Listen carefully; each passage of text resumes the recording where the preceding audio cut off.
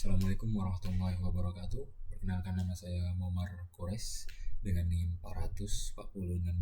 44625650102 dari program studi Teknik Listrik Industri Reguler D, Sekolah Vokasi Angkatan 2025. Di video ini saya akan membahas tentang resume yang sudah saya buat dari dua materi YouTube channel Walter Lewin. Oke, baik, langsung saja ke materi yang pertama, yaitu Electric Charge and Force Coulomb Law Polarization. Itu poin yang pertama, yaitu ada pengantar listrik dan magnetisme. Listrik dan magnetisme sangat dasar dan ada di sekitar kita, jadi dasar bagi teknologi modern seperti lampu, komputer, TV, gelombang radio, warna pelangi, dan lain-lain. Bahkan fungsi biologis seperti kontraksi otot, sistem saraf, detak jantung, penglihatan, dan pemikiran didorong oleh listrik, serta atom dan reaksi kimia. Untuk poin yang kedua, yaitu konsep dasar atom dan muatan. Atom sendiri terdiri dari nukleus sangat kecil dengan proton bermuatan positif dan neutron tidak bermuatan, dikelilingi oleh awan elektron bermuatan negatif. Itu muatan dasar muatan elektron sama besarnya dengan muatan proton, sekitar 1,6 kali 10 pangkat negatif 19 Coulomb. Massa elektron 1830 kali lebih kecil dari massa proton, sehingga massa atom hampir seluruhnya ada di nukleus.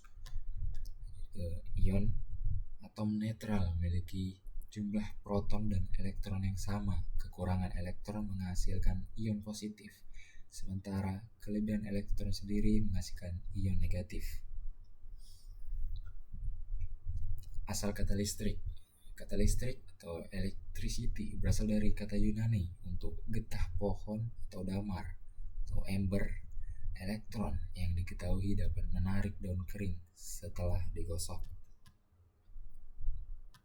Untuk poin yang ketiga, konvensi muatan dan hukum kekekalan muatan. Pada abad ke-18, Benjamin Franklin menetapkan konvensi tanda. Kelebihan api listrik atau electric fluid atau fire disebut positif, misalnya batang kaca yang digosok sutra. Kekurangan api listrik disebut negatif. Hukum kekekalan muatan. Hukum kekekalan muatan sendiri, muatan tidak dapat diciptakan atau dimusnahkan. Jika muatan positif diciptakan, muatan negatif juga otomatis tercipta dalam jumlah yang sama. Gaya antar muatan atau interaksi. Muatan sejenis atau positif-positif atau negatif dengan negatif akan tolak-menolak, repel. Lalu muatan berbeda jenis, positif dengan negatif akan tarik-menarik atau attract. Lanjut ke induksi dan polarisasi. Ketika benda bermuatan atau misalnya batang kaca positif didekatkan pada konduktor atau misalnya balon logam, elektron bebas akan tertarik mendekat ke batang, menghasilkan pemisahan muatan atau polarisasi dan atraksi. Pada non-konduktor sendiri, misalnya balon non-logam, meskipun tidak ada elektron bebas, awan elektron atom masih dapat bergeser sedikit ke arah benda bermuatan. Ini disebut polarisasi atom yang juga menghasilkan atraksi. Lalu ada friksi atau gesekan, yaitu dapat menyebabkan transfer muatan, seperti menggosok balon pada kain atau menyisir rambut yang sedang saat kering yang menciptakan listrik statis. Lanjut ke poin yang keempat, yaitu hukum Coulomb. Carl Augustin de Coulomb menemukan hubungan kuantitatif untuk gaya listrik dengan rumus F12 sama dengan K kali Q1 Q2 per R kuadrat 2 kali R top 12 yaitu F atau gaya berbanding lurus dengan perkalian dua muatan Q1 kali Q2. F berbanding terbalik dengan kuadrat jarak R kuadrat 2 antara muatan. K adalah konstanta Coulomb di SI unit, nilainya 9 kali 109. Satuan muatannya yaitu Coulomb atau C. Satu Coulomb adalah jumlah muatan yang sangat besar. Prinsip superposisi. Gaya total pada suatu muatan adalah jumlah dari vektor dari gaya-gaya individu dari semua muatan lain di sekitarnya. Perbandingan dengan gravitasi. Perbandingannya yaitu gaya listrik jauh lebih kuat daripada gaya gravitasi itu sendiri. Perbandingan antara gaya listrik tolak-menolak dan gaya gravitasi itu sendiri tarik-menarik antara dua proton adalah sekitar 1036. Untuk poin yang kelima, pengaruh gaya di alam semesta. Untuk di skala atomik 10⁻⁻12 cm, gaya nuklir yang sangat kuat menyatukan nukleus melawan tolakan listrik yang dahsyat. Untuk skala atom hingga ribuan kilometer, gaya listrik mendominasi dan menyatukan dunia kita, atom, molekul, kimia, tubuh. Dan untuk skala besar seperti planet, bintang, galaksi, meskipun gaya listrik lebih kuat, gaya gravitasi ini mendominasi karena sebagian besar benda di alam semesta secara keseluruhan itu netral secara listrik atau muatan bersihnya 0 atau sangat kecil. Baik, lanjut ke materi yang kedua, yaitu electric field lines, superposition, inductive charging, induced dipoles. Untuk poin yang pertama, konsep medan listrik atau electric field atau E. Definisi dari medan listrik atau E pada titik P adalah gaya persatuan muatan uji positif F per Q ini menghilangkan muatan uji Q dari persamaan sehingga E hanya bergantung pada konfigurasi muatan sumber. Yang didapatkan rumus yaitu E sama dengan F per Q sama dengan K dikali Q per R kuadrat 2 kali R top. Dan untuk arah E selalu searah dengan arah gaya yang dialami oleh muatan uji positif atau menjauhi muatan sumber positif dan menuju muatan sumber yang negatif. Lanjut ke untuk unit satuan Newton per Coulomb atau N per C. Superposisi medan listrik total pada suatu titik akibat banyak muatan adalah jumlah vektor dari medan listrik individu yang dihasilkan oleh setiap muatan.